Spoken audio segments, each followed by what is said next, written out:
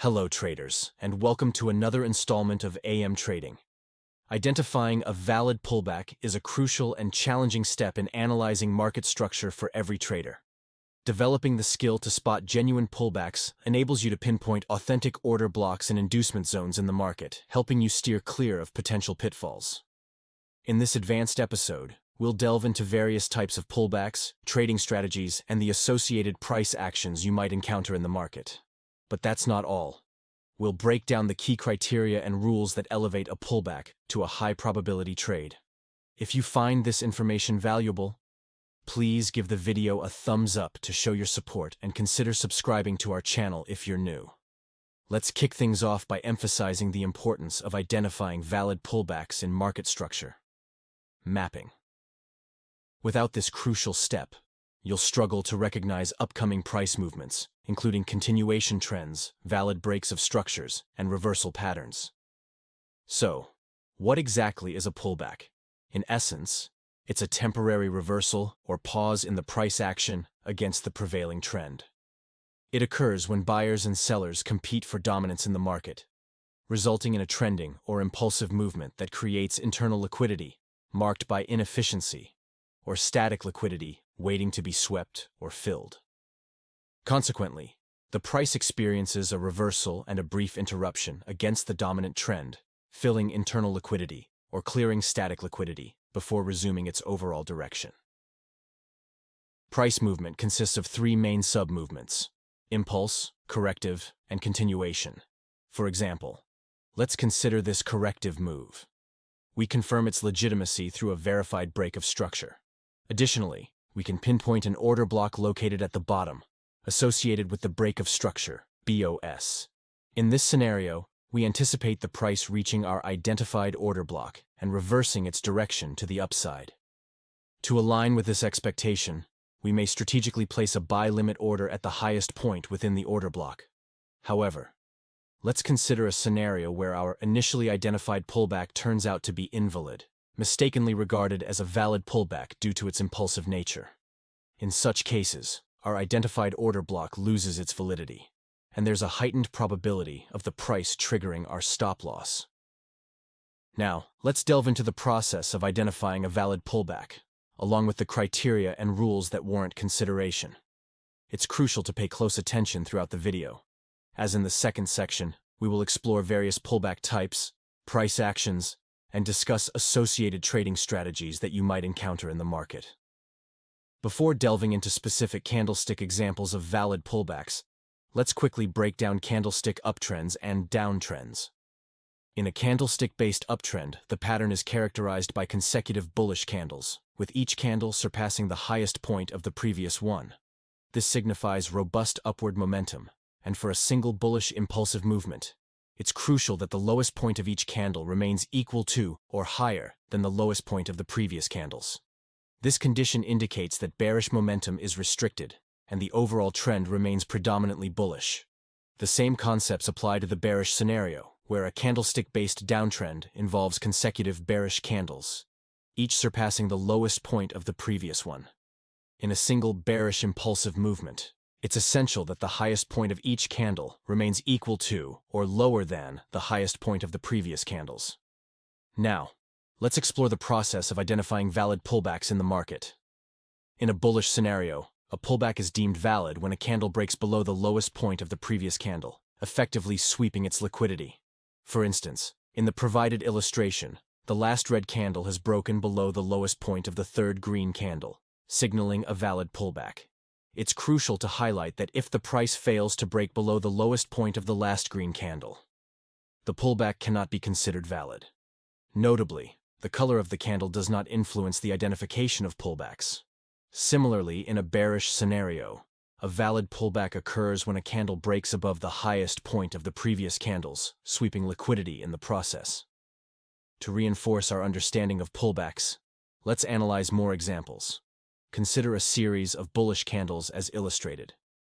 After forming 3 consecutive bullish candles, the price experiences a temporary pause marked by the emergence of 3 bearish candles before resuming an upward push.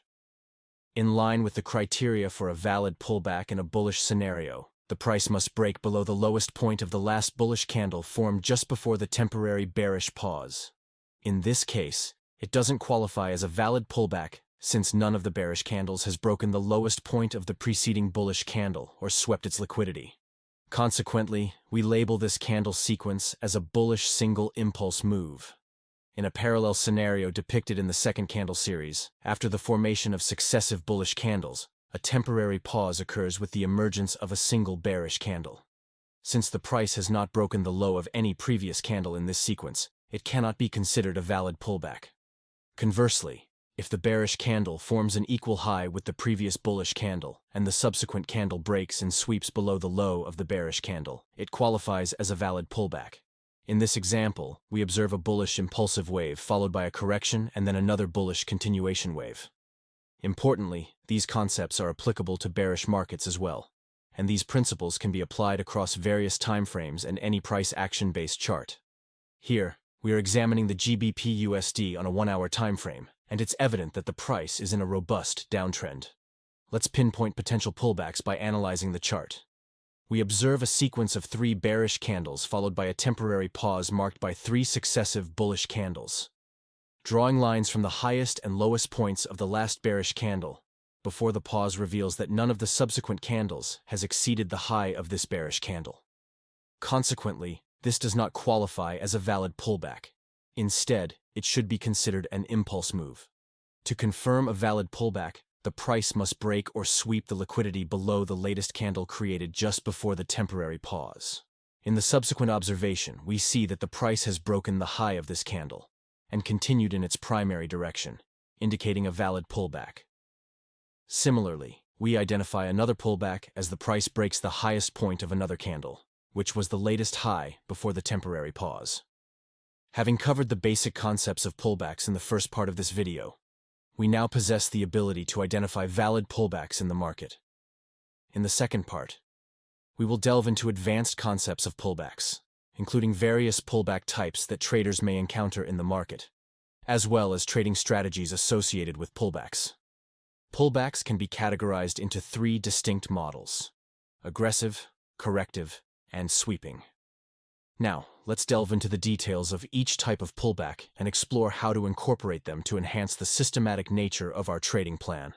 Before we proceed, if you've gained new insights or found our video engaging and informative, please show your support by giving us a like and subscribing. Your appreciation means a lot. Additionally, we have an active Forex signal group, so feel free to join if you're interested. The link can be found in our channel description. Now, the first pullback type is the aggressive pullback, characterized by a rapid and sharp retracement against the prevailing trend. It often occurs with a couple of large and strong candles that quickly retrace a portion of the recent price movement. For instance, if we have a series of candles like the one shown, where the price breaks below the lowest point of a candle, the latest low before the temporary pause, we identify it as a valid aggressive pullback. In this case, after completing its corrective movement, the price reverses and pushes to the upside with great inefficiency, constituting a valid break of structure. With the formation of a bullish break of structure, we can identify a demand zone attributed to it, believed to have high potential to reverse the price when reached. In the aggressive pullback type, the price generates a rapid and drastic movement with strong candles retracing toward our identified demand or supply zone. In this scenario, caution is advised, and entering the market with positions, even with the emergence of confirmation patterns like change of character or flip patterns in lower time frames, may not be advisable.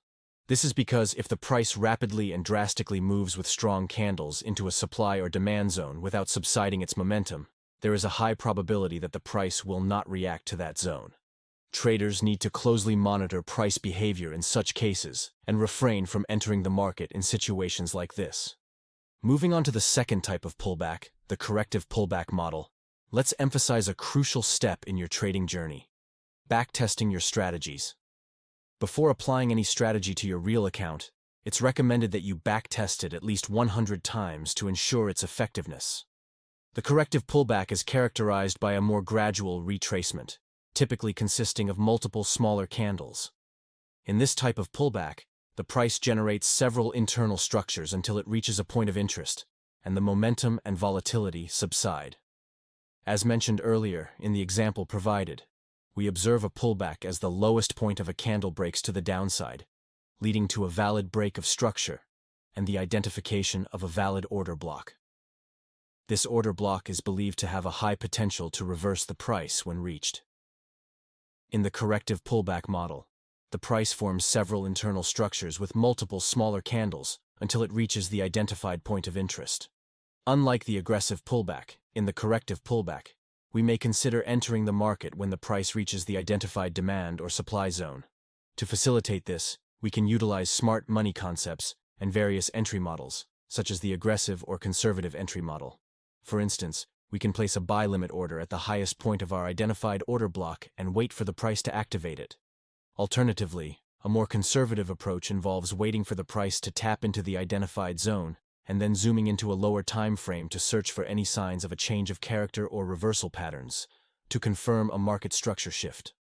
Upon detecting the confirmation of a market structure shift on the entry time frame, we can set our entry position at the highest point of the newly recognized order block, in this case, a demand zone on the lower time frame created by the change of characters wave. The stop loss is set a few pips above the lowest point of the zone, and for the take profit, it is set at the external liquidity of the higher time frame. This systematic approach enhances the precision of entering trades during corrective pullbacks. Now, let's move on to the next pullback type, the sweeping model. In this type of pullback, the price generates liquidity pools near our point of interest by forming static liquidity zones, such as equal highs, equal lows, or trendline liquidity. Recognizing a liquidity sweep pattern before the price reaches our point of interest is crucial, as this pattern confirms the strength of our supply or demand area. We use liquidity sweeps as a confirmation factor, understanding that the market requires liquidity for momentum. If the price doesn't sweep liquidity before a key level, it often uses that zone as liquidity to fuel its momentum. For example, if we observe the price retracing back down, forming an equal low and creating significant liquidity below the double bottom, it suggests the presence of pending orders and stop losses waiting to be triggered and swept by the market. This liquidity is located near our identified demand zone. By focusing on zones with liquidity sweep patterns, we can increase the probability of trading setups that align with market dynamics and reduce the risk of falling into false signals or traps. The presence of the liquidity pool above our identified demand zone provides additional confirmation for a potential price reversal from our point of interest. Once we have the desired confluence, our next step is to patiently wait for the price to sweep the liquidity below the equal lows. With the desired confluence in place, we can consider entering the market by going long from our point of interest.